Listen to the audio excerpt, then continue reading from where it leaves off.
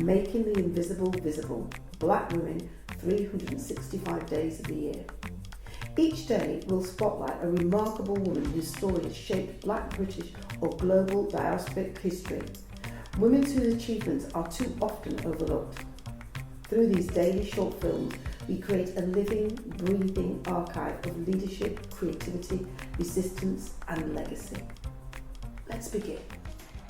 I am Carole Boyce Davies, referred to in my professional life as Professor Carole Boyce Davies or Dr. Carole Boyce Davies. I'm an activist, intellectual, scholar, mother of 2 daughters, grandchildren, 3 of them, 2 girls and a boy. So my geographical origins are the Caribbean, Trinidad and Tobago, but historically, just at that moment when Trinidad was getting its independence from Britain, political independence, because we learned later the economic independence has been harder to accomplish.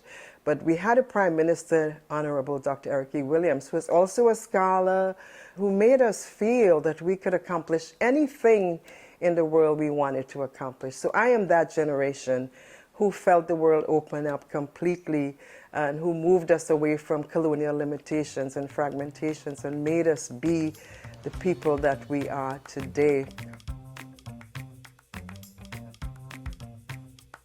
I am an early riser, so if you want to understand my day, I wake up like about 6 or 7 and I have some coffee. And interestingly, I learned to do that when I had a baby and she would wake up at 5 in the morning for tea or to get fed or whatever.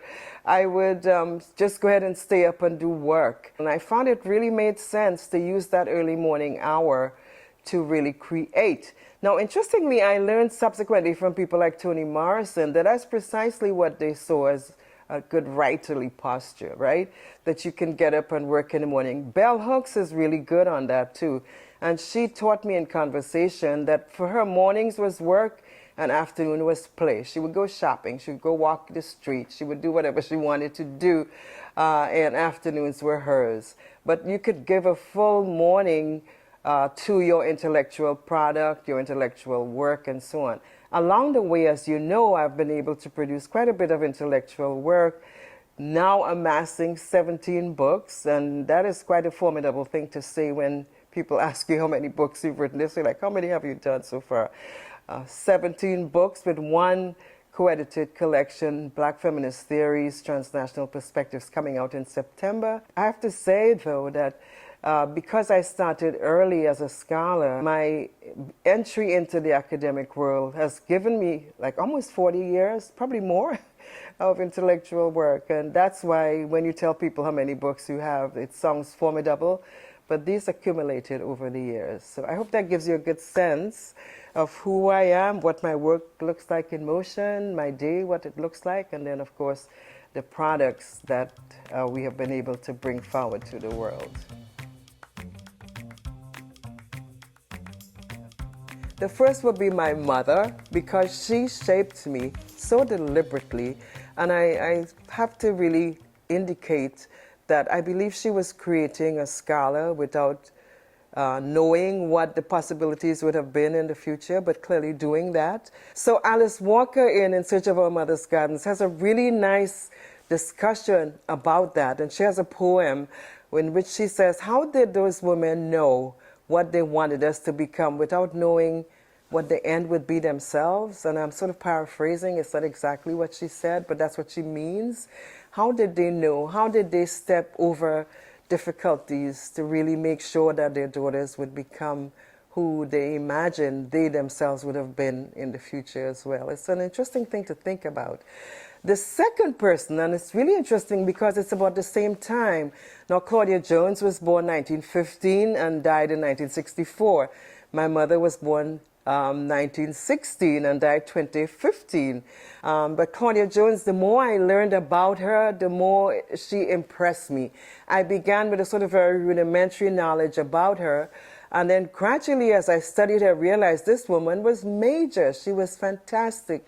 She was a world contributor. She was developing the first newspapers in London, developing Carnival, really resisting at every turn the limitations that the societies wanted to place on her, but also locating herself centrally in London as a person who then would be part of the formation of what the community would be. So I have to say my mom, but I have to say Claudia Jones as well, because of how significant she is to my own intellectual formation, how I learned politics of a certain articulation from her, but also the limitations that she herself lived with and what she could have done better, I think, had she been given a different pack of cards to work with, but brilliantly so, working with what she was able to contribute.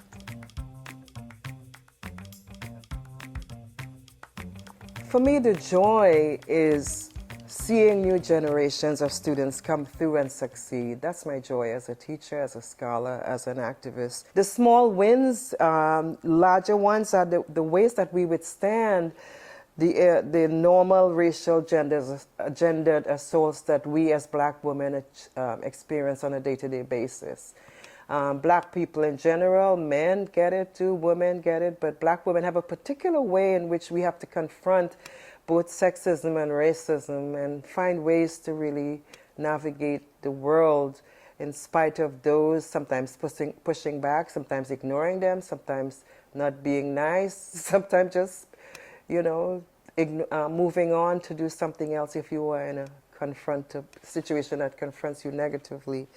And then claiming the self without apology. That's me. The generation after me put on the table the logic of self-care. Self-care means you go and take a break, you take a walk, you get a massage, you go in the pool, you swim, you do whatever you need to do to just relax and get away from the difficulties of that aggressive world in which we live. Thank you for joining us for today's story. Making the Invisible Visible is our commitment to ensuring that Black women's histories and contributions are recognised, valued and kept in daily circulation. Across 2026, we will continue to share these powerful narratives, 365 days of impact, brilliance and inspiration. Stay connected, join the conversation and help us champion the women whose journeys continue to shape our world. I'm Paulette Brooks and I'm looking forward to seeing you tomorrow for the next story.